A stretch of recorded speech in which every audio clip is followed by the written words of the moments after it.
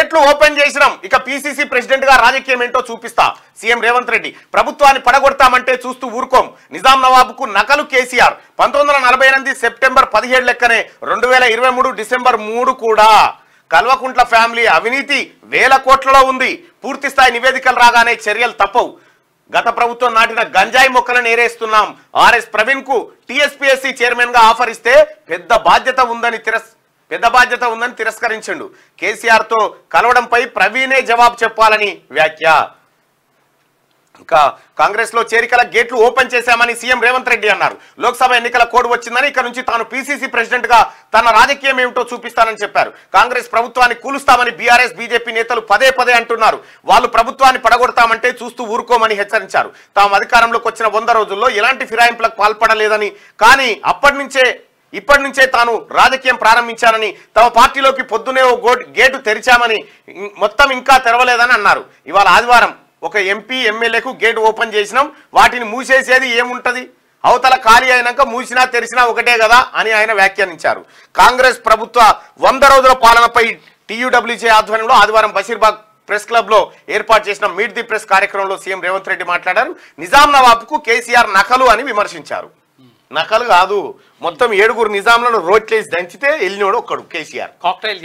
Cocktail చేస్తే మేము గృహజ్యోతి కింద పేదలకు 0 బిల్లులు ఇస్తుంటే గత పాలనలోని గంజాయి మొక్కలు బయటపడుతున్నాయి.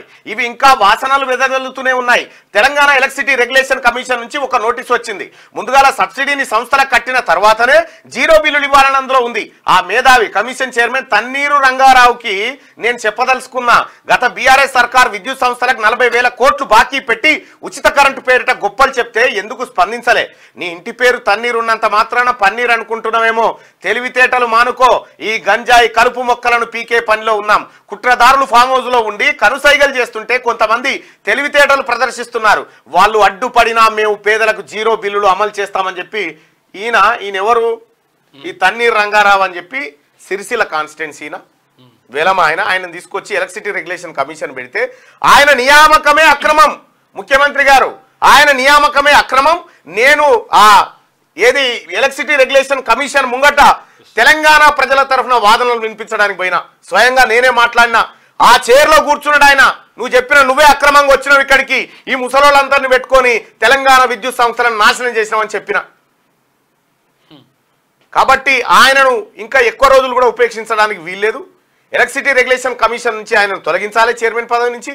అతని నియామకం అక్రమం, అతనికి ఉండాల్సిన అర్హతలు లేవు. దయచేసి మీరు వెరిఫై కూడా చేయండి. హరీష్ రావుకి ఏమన్నా పాలలేదా? వాళ్ళేనే వీళ్ళంతా ఇదే ముఠ. కాంగ్రెస్ లోకి MP Ranjith Reddy MLA Danam. CM Revanth AICC incharge Deepa Das సమక్షంలో చేరిక.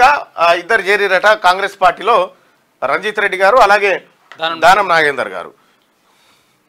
ఇంత ఓపెన్ గా చేరుతున్న తర్వాత ఇక ఏముంటది కేసీఆర్?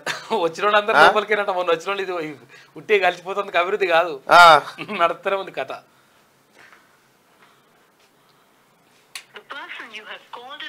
మాట్లాడుతున్నాడు రంజిత్ అన్న.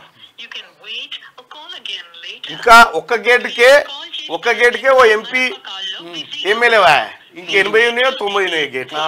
ఆ గేట్లు ఎన్ని ఉన్నాయో ఆ ప్రాజెక్టు.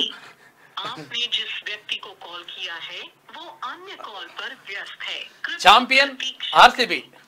WPL లో ఆర్సీబీ విజేతగా నిలిచింది. ఆదివారం జరిగిన టైటిల్ ఫైట్ లో. హలో అన్న, బయట మాట్లాడుతుండండి, మీటింగ్ లో ఉన్నా. అవునా?